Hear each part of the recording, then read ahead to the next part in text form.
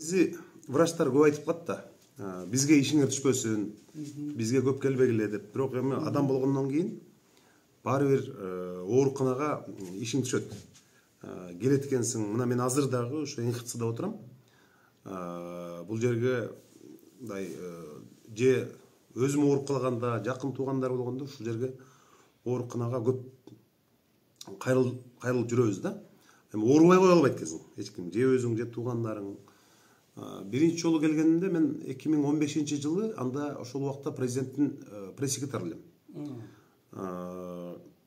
Эртең менен биз Европага учмакпыз президент менен.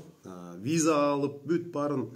Анан мен журналисттерди карап, журналисттердин списогун түзүп, анан ошол Европага эртең учабыз деген күнү үйдө отуруп эле мындай ичим ооруп баштады да. Ооруп атат. Анан бизде айылда кыргызча болуп эле жайлоодо жүргөндө ушу ич ооруп эметкенде мындай ысык басып койчубуз да. Ысык басып же ичти бекем таңып алчубуз. Ичти таң көрдүм, эметтим, болбоду, анан дары ичтим 2-3. Дагы болбоду, анан аябай бирдемелерди ыстык басып баштадым. Көрсө, баягы сокур ичеги деп коет кыргызча, аппендикске неме болбойт экен, ысык. Ысык бассаң тескерисинче, наоборот, күчөтөт экен да. Мен болбой эле анан сууну кайнатып, ага дагы ысык басып, ошентип аябай күчөтүптүм. Анан болбой калдым. Бирок ич оорунду мен вообще тоготчу эмесмин негизи. Анан эме чакырдык, скорый чакырдык. Үйдө скорый чакырган келип, врачтар келип эле, жана жерде басып көрүп эле, ой, сеники уже эметип калыптыр, уже азыр жеткичең жарылат. Анан не кылдың деп, ысык бастым дедим. Ысык бассам, сен жиндисиңби, эмне ысык басасың? Андай болбойт деп эле скорыйга чалып эле, ак үйдүн маңдайында бир 2 комната чакан квартирада турчубуз. Анан алып келди бул жака. Алып келип эле анан карасам эле, мен эми операция болуп көргөн эмесмин. Бир да жолу. Анан операция деди, анан операциядан эле кандай деп келинчегиме жаздым. Мен ушундай анан бул жерде биздин досубуз иштейт, хирург, Сыргак. Анан Сыргакка айттым, ошо туугандар башка бирлер издеп калса, мен ушактамын. Анан жумушка кайтып койгула деп анан кирип, бирок узак болгон. Бул жерде жана Болот Жумашев деген бир мыкты врач бар. Ал киши өзү да мындай шустрый, тез кыймылдаган, постоянно көрсөң шашып жүргөн, мындай шуу этип ары өтүп, шуу этип бери өтүп жүрүп калат. Болот Жумашев жакшы киши. Анан ошол киши мындай операция кылып, анан биринчи жолу ушул НХЦда операция болдум. Анан жанагы наркозда көп алып көргөн эмесмин да. Наркоз алгандан кийин адам мындай бир нерселерди сүйлөп коет экен да.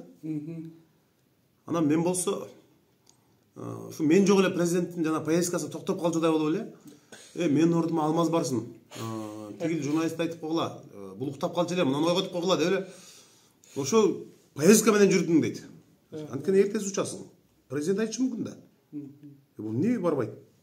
Каякта деп неметпеш үчүн айтып койгула да.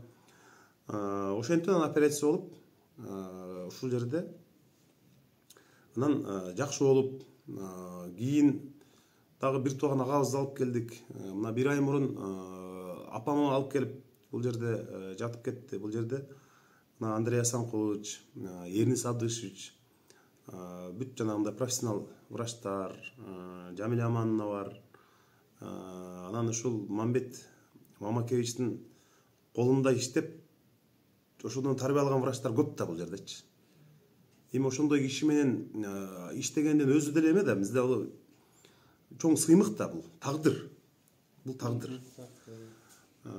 Мисалы, бизде жогорку кеңештин депутаттары азырга чейин айтып калат да. Мен могу жерде отурчу элем, анан Дооронбек Садырбаев бул жерде отурчу, Абсамат Масалиев бул жерде отурчу, Турдакын Усубалович менен иштешип калдык деп бул өзүнчө бир легенда. Анан биз анын кызыгып угабыз. Алар эмне кылчу? Алар кандай кыз? Саат канчада жумушка келчү? Кандай характери бар эле? Анекдот айтчу беле? Тигил бул деп биз анан ошолордон сурайбыз. Анан алар бизге айтып берсе кызыгып угабыз.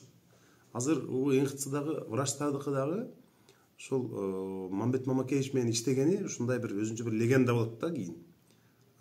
Ошол киши менен иштеген, чогуу жүргөн, чогуу ошол бир корпуста ошонун колунда иштеген деген сөз кийин мындай көп жолу болот да. Анан кийин келинчегим операция болуп калды бул жерде. Зия деген жигит бар. Жакшы жигит ал дагы. Анан ушинтип биз НХЦга ушу көп келип дайыма. Керек болсо өткөндө жанагы апам ооруп жатканда кичинекей балдарымды алып келип мен көрсөтүп, анан алдында Мамед Мамакеевичтин эстелиги турат. Жана Гиннеске кирген жанагы рамкасынын эмеси менен жазылган. Аны карап, анан мен эми өзүм мындай кыргыз тилчимин да. Кыргыз тилинде монтип жазса болмок экен маанисин. Бул жерде грамматикалык бир ката көрүп калдым деп өзүмчө карап окуп кеткен учурлар бар да. Ошон үчүн бул НХЦ эми бизде баары бир мындай күчтүү профессионал врачтар иштеген. Ушул жерге келип адамдар бир айыгып жакшы болуп кеткен. Көп кишилердин мындай саламаттыгына жакшы таасир берген оорукана. Анан ушул жерде азыр мына Канат Мамбетович болуп иштеп келгенде ушу сөзсүз байкайсың да, жанагы инфраструктуранын деле анча-мынча ички мындай мебелдер жаңыланып калса деле байкайсың бир жерге барганда. Бүт баарын. Ошон үчүн ушул жердеги врачтар ишиңерге ийгилик деп айтат элем. Ошол эми кайра ооруп келбесек дагы жөн эле мындай врачтардан кабар алып келип, мен дагы ушул жогорку кеңештин ишмердигинде дайыма ушул врачтардын кызыкчылыгын коргоп, ошолорду дайыма мындай колдоп гана сүйлөп жүрөбүз. Ошон үчүн дарыгерлерге ийгилик. Рахмат.